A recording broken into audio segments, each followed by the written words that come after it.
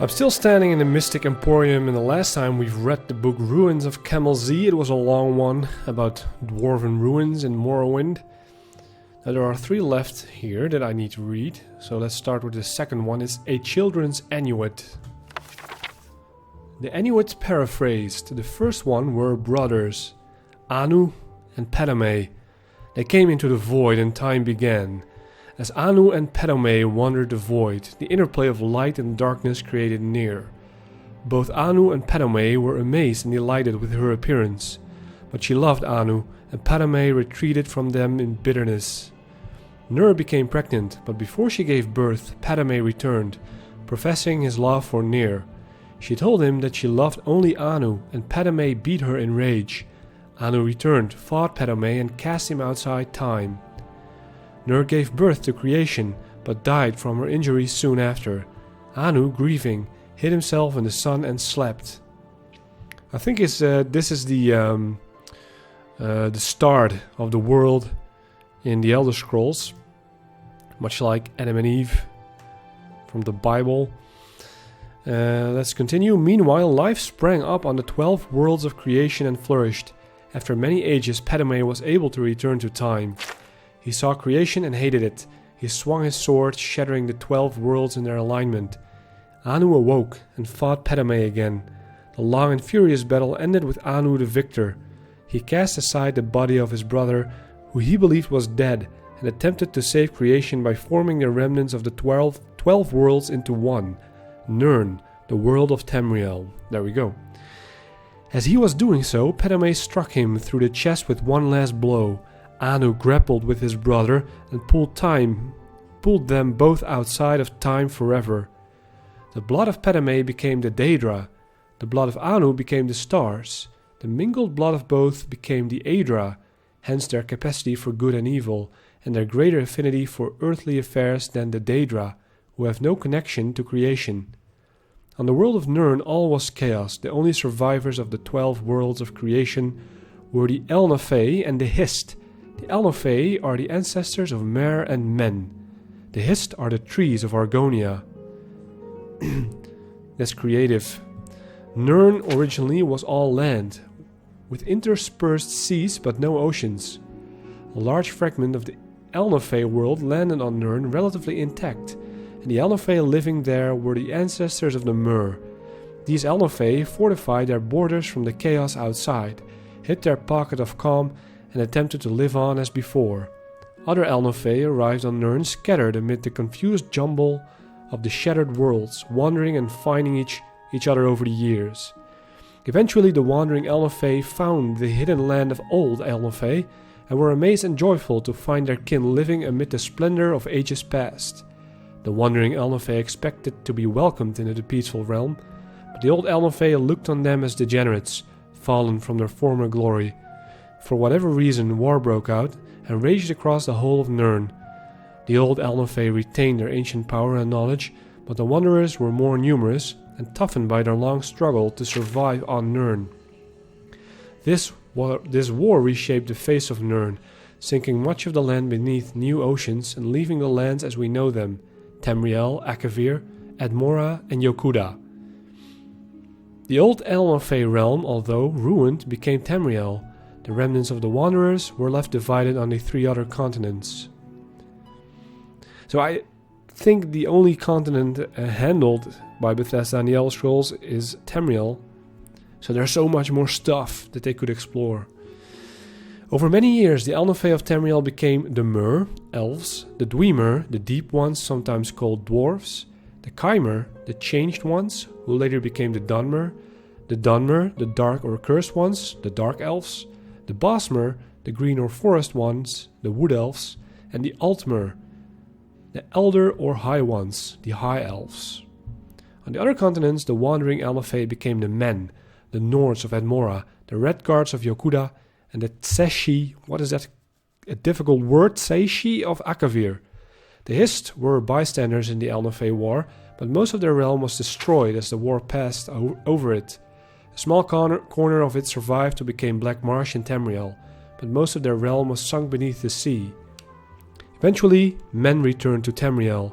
The Nords were the first, colonizing the northern coast of Tamriel before recorded history, led by the legendary Isgramor. The 13th of his line, King Harold, was the first to appear in written history, and so the Mythic era ended. I guess that's the first and real story about Tamriel, the world of the Elder Scrolls, like Genesis, many of which are very similar to the story of God, the Bible. Well, I guess it's a Western country that made the game, so the influence are, of course, logical, maybe. Okay, then we have Jorah and the Box, by Jorah. The Adoring Fan, which we'll meet later in the game. Jorah and the Box, Ancient Tales of the Dwemer, Part 11, by Marobar Sul. Now, I don't know if there are more Ancient Tales of the Dwemer in this game. Maybe at least 10, since this is 11. So that would...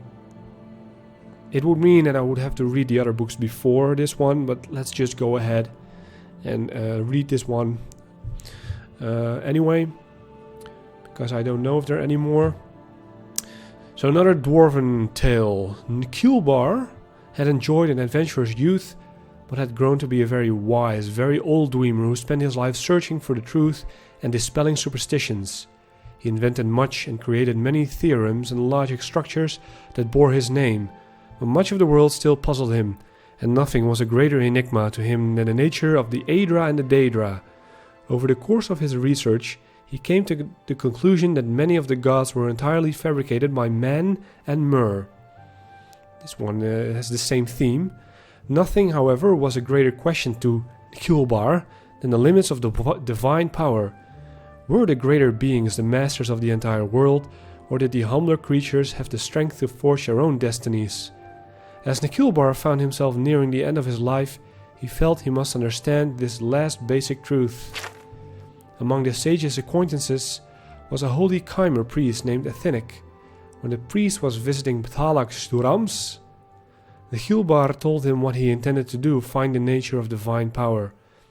Athenic was terrified and pleaded with his friend not to break this great mystery, but Nikulbar was resolute.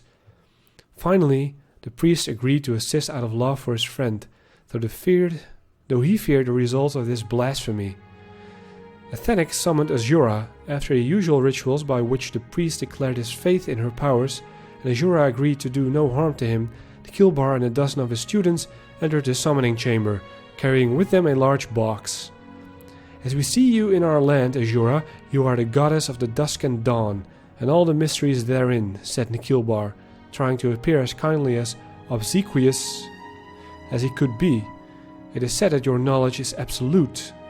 So it is, smiled the Daedra. You would know, for example, what is in this wooden box, said Nikulbar. Azura turned to Athenic, her brow furrowed. The priest was quick to explain. Goddess, this dwemer is a very wise and respected man. Believe me, please, the intention is not to mark your greatness, but to demonstrate it to this scientist and to the rest of his skeptical race. I have tried to explain your power to him, but his philosophy is such that he must see it demonstrated. If I am to demonstrate my might in a way to bring the dwemer race to understanding, it might have been a more impressive feat you would have me do, growled Azura, and turned to look Nikulbar in the eyes. There is a red-petaled flower in the box.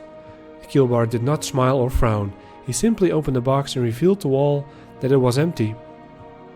When the students turned to look to Azura, she was gone. Only Athenic had seen the goddess's expression before she vanished, and he could not speak, he was trembling so. A curse had fallen, he knew that truly, but even crueler was the knowledge of divine power that had been demonstrated.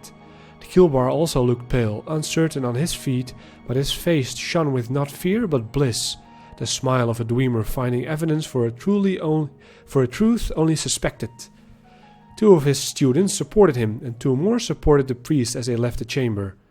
I have studied very much over the years, performed countless experiments, taught myself 1,000 languages, and yet the skill that has taught me the final truth is the one that I learned when I was but a poor young man, trying only to have enough gold to eat, whispered the sage.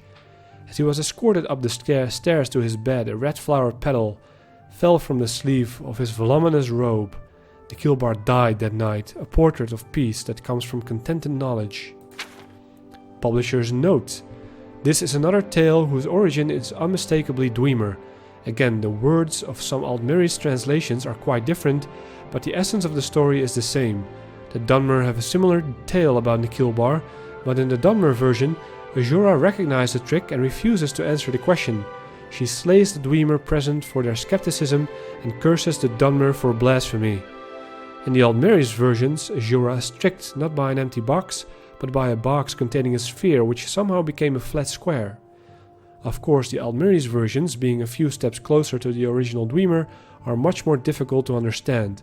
Perhaps this stage magic explanation was added by Gor Falim, because of Falim's own experience with such tricks in his place when a mage was not available. Marobar Sul left even the character of Nikilbar alone, and he represents many Dwemer virtues. His skepticism, while not nearly as absolute as in the Aldmeri's version, is celebrated even though it brings a curse upon the Dwemer and the unnamed house of the poor priest. Whatever the true nature of the gods and how right or wrong the Dwemer were about them, this tale might explain why the dwarves vanished from the face of Tamriel. Though Nikilbar and his kind may not have intended to mock the Aedra and Daedra, their skepticism certainly offended the divine orders. That was actually a very nice tale about someone being skepticism of the gods. I can understand that. Okay, the last book that's in here, which continues the theme, I guess, the Book of Daedra. These are excerpts from this lengthy tome describing the nature of each of the Daedra. A Jorah whose sphere is dusk and dawn, the might in between realms of twilight known as Moonshadow, Mother of the Rose, and Queen of the Night Sky. Bothia, whose sphere is deceit and conspiracy, and the secret plots of murder, assassination, treason, and unlawful overthrow of authority. Clavicus Vile, whose sphere is the granting of power and wishes through ritual, invocations, and pact. Hermaeus Mora, whose sphere is scrying of the tides of fate of the past and future as read in the stars and heavens, and in whose dominion are the treasures of knowledge and memory. Hircine, whose sphere is the hunt, the sport of Daedra, the great game, the chase, known as the huntsman and the father of man-beasts. So these Daedra lords or gods, they all have a role to play in this game during the Daedric quests, which we find later. Then we have Malakath, whose sphere is the patronage of the spurned and ostracized, the keeper of the sworn oath and the bloody curse. Mehrunes Dagon, whose sphere is destruction, change, revolution, energy, and ambition. And he is playing the villainous role in the Elder Scrolls Oblivion for the main quest. Mephala, whose sphere is obscured to mortals, known by the names Webspinner, Spinner, and Spider, whose only consistent theme seems to be interference in the affairs of mortals for her amusement. Meridia, whose sphere is obscured to mortals, who is associated with the energies of living things. Molech Bal, whose sphere is the domination and enslavement of mortals, whose desire is to harvest the souls of mortals and to bring mortal souls within his sway by spreading seeds of strife and discord in the mortal realms. Namira, whose sphere is the ancient darkness known as the Spirit Daedra, ruler of sundry dark and shadowy spirits associated with spiders, insects, slugs, and other repulsive creatures which inspire mortals with an instinctive revulsion. Nocturnal, whose sphere is the night and darkness, who is known as the Night Mistress. Periot, whose sphere is the ordering of the lowest orders of Oblivion, known as the Taskmaster. Sanguine, whose sphere is hedonistic revelry and debauchery and passionate indulgences of darker natures. Sheogorath, whose sphere is madness and whose motives are unknowable. He plays a big part in the DLC Shivering Isles. Vernima, whose sphere is the realm of dreams and nightmares and from whose realm issues forth evil omens. Especially marked for special interest under the heading Malakath, you find a reference to Scourge, blessed by Malakath and dedicated to the use of mortals. In short, the reference suggests that any Daedra attempting to invoke the weapon's powers will be expelled into the void streams of Oblivion. Of the legendary artifacts of the Daedra, Many are well known, like Azura's Star and Sheogorath's Wabbajack. Others are less well known, like Scourge, Macken's Hammer, Bane of Daedra. Yet though Malekith blessed Scourge to be potent against his Daedra kin, he thought not that it should fall into Daedric hands, than to serve as a tool for private war among Caitiff and Forsaken. Thus did Malekith curse the device, such that should any dark kin seek to invoke its powers, the void should open and swallow that Daedra, and purge him into Oblivion's void streams from the thence to pathfind back to the real and unreal worlds in the full order of time.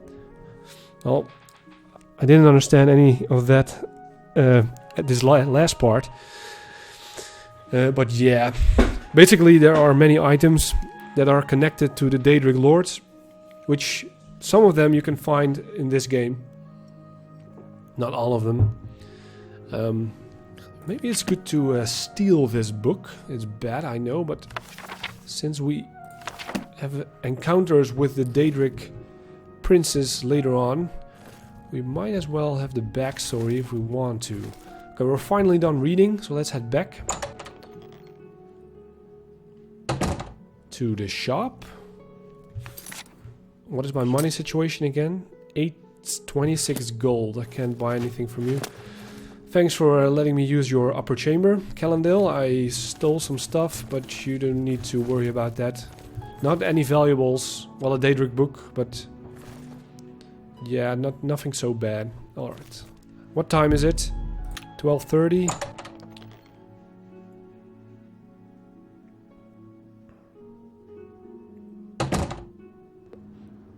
It means it's lunchtime. I kind of forgot. What shops did I entrance and which not? I think I've been to the Divine Elegance. Although, just checking one more time. Oh yeah, this Pelaneria. Yeah. That happens when you play the game with pauses. So I guess we're about to go this round. So the Slash and Smash, I definitely haven't been there yet.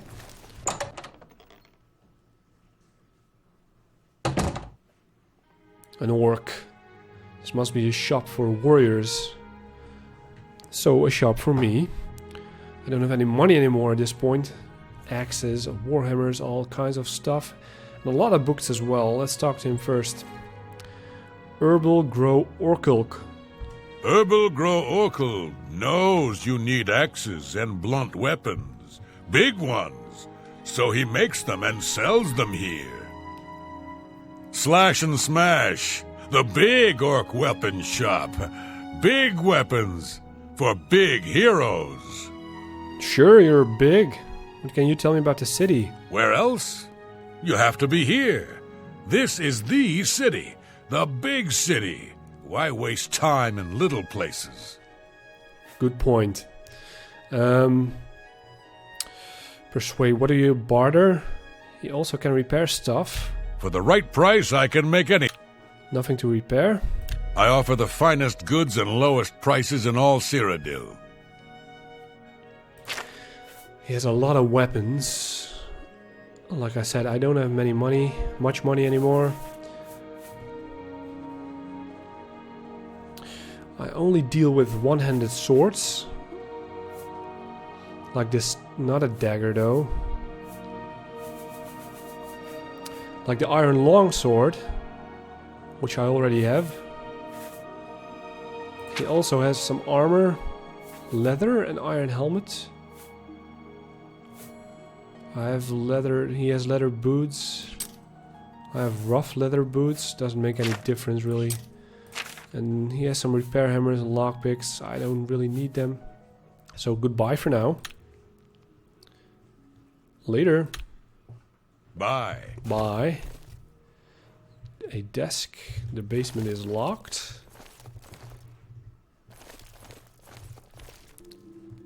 And his private quarters are locked as well.